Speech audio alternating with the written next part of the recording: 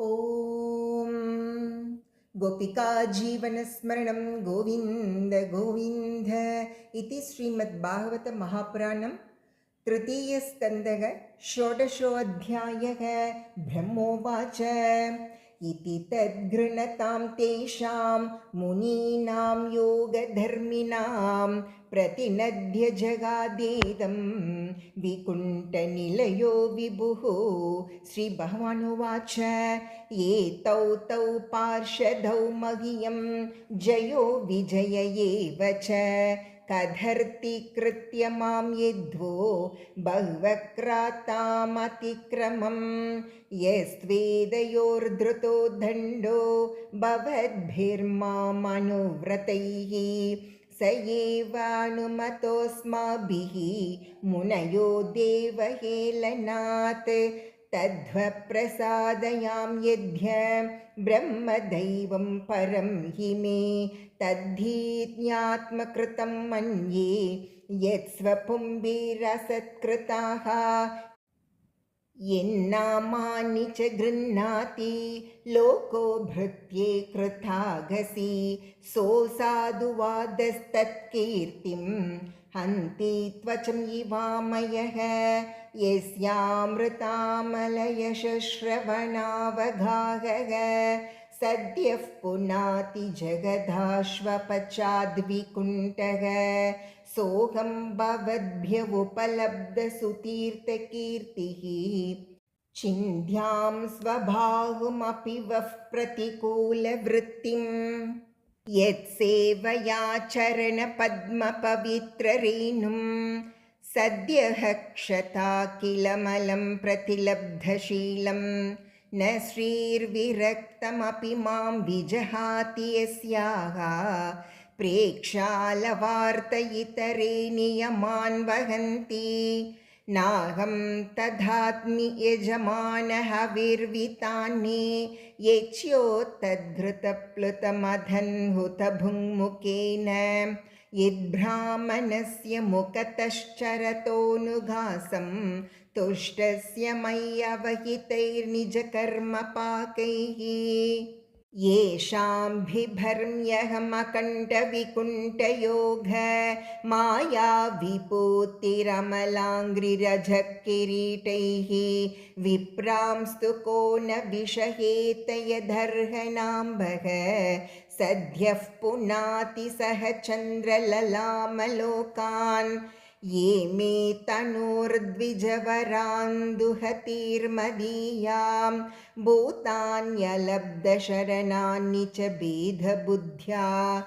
द्रक्ष्यन्त्यगक्षतदृशो हि मन्यवस्तान् गृध्रारुषा मम कुशन्त्यधिदण्डनेतुः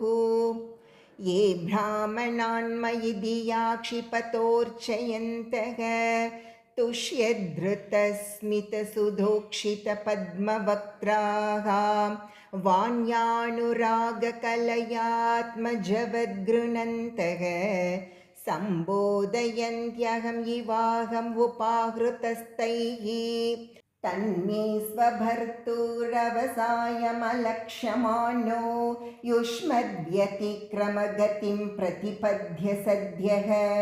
भूयो ममान्तिकं यितां तदनुग्रहो मे यत्कल्पतामचिरतो भृतयोर्विवासः। ब्रह्मोवाच अत तस्योषतिं देवीं ऋषिकुल्यां सरस्वतीं नास्वाद्यमन्युदष्टानां तेषामात्माप्यतृप्यत सतीं व्याधाय शृण्वन्तो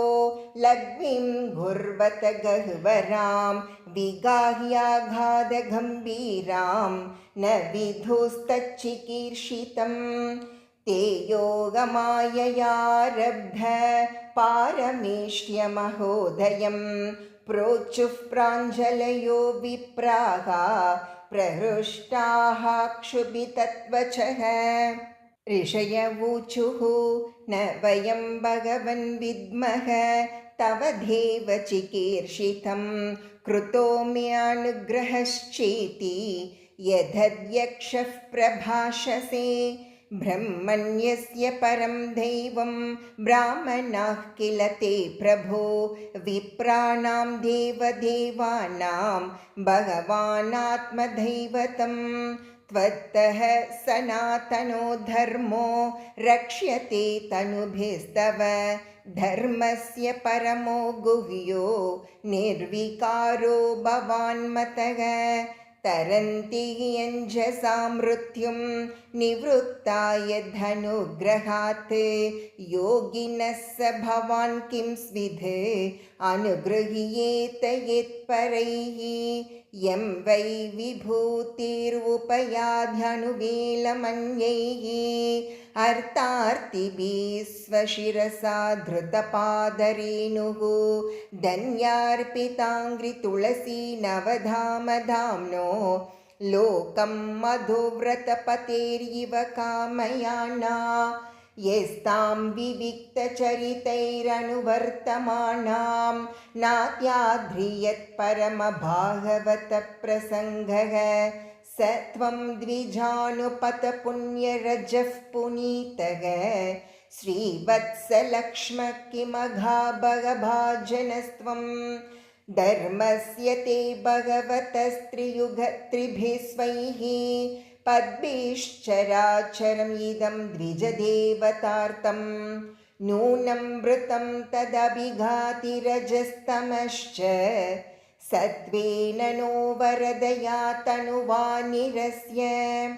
न त्वं द्विजोत्तमकुलं यदिहात्मगोपं गोप्ता वृषस्वहनेन ससूनृतेन तर्ह्येव नङ्क्ष्यति शिवस्तव देवपन्था लोको ग्रहीष्यदृषभस्य हि तत्प्रमाणम् तत्तेन भीष्टमिव सत्त्वनिधेर्विदित्सोः क्षेमं जनाय निजशक्तिभिरुद्धृतारेः नैतावतात्र्यधिपतेर्पद विश्वभर्तुः तेजः क्षतं त्ववनतस्य सते विनोदः यं वानयोर्धममदीश भवान् विदत्ते वृत्तिं नु वा तदनुमन्मयि निर्व्यलीकम् अस्मासु वायवुचितो ध्रियतां स दण्डो येनागसौ वयमयुङ्क्ष्महि किल्बिषेण श्रीभगवानुवाच एतौ सुरेतरगतिं प्रतिपद्य सद्यः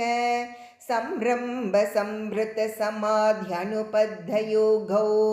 भूयः सकाशम् उपयास्यत आशुयो वग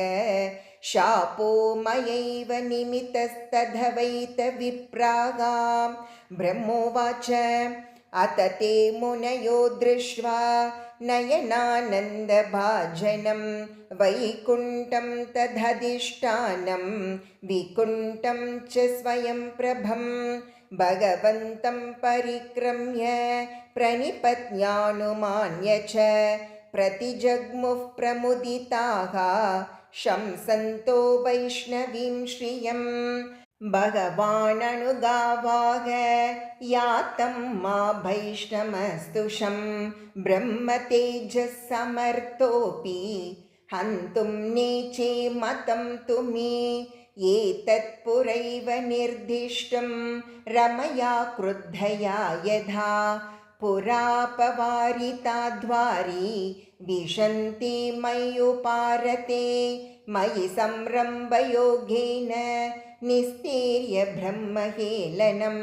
प्रत्येष्यतं निकाशं मे कालेनाल्पीयसा पुनः द्वास्तौ वादिष्य भगवान् विमानश्रेणिभूषणं सर्वातिशयया लक्ष्म्या जुष्टं स्वं धिष्ण्यमाविशत् तौ तु गीर्वाणऋषभौ दुस्तराद् हरिलोकतः हतश्रियौ ब्रह्मशापाद् अभूतां विकथस्मयो तथा विकुण्ठतिशनात् तयोर्निपतमानयोः हाहाकारो महानासीद् इमानाग्र्येषु पुत्रकाः तावेव ह्यधुना प्राप्तौ पार्षदप्रवरौ हरेः दितेर्जठरनिर्विष्टं काश्यपं तेजवुल्भनं तयोरसुरयोरध्य तेजसा यमयोर्हि वः आक्षिप्तं तेजये तर्हि बहवांस्तद्विधित्सति विश्वस्य यस्थितिलयोद्भवहेतुराध्यो योगेश्वरैरपि धुरज्ञययोगमायः क्षेमं विदास्यति स नो भगवान् त्रयधीशः तत्रास्मदीयविमृशेन कियानिहार्तः। ॐ तत्सत् इति श्रीमद्भागवते महापुराणे पारमहंस्यां संहितायां तृतीयस्कन्धे षोडशोऽध्यायः। सर्वत्र गोविन्दनामसङ्कीर्तनं गोविन्द गोविन्द।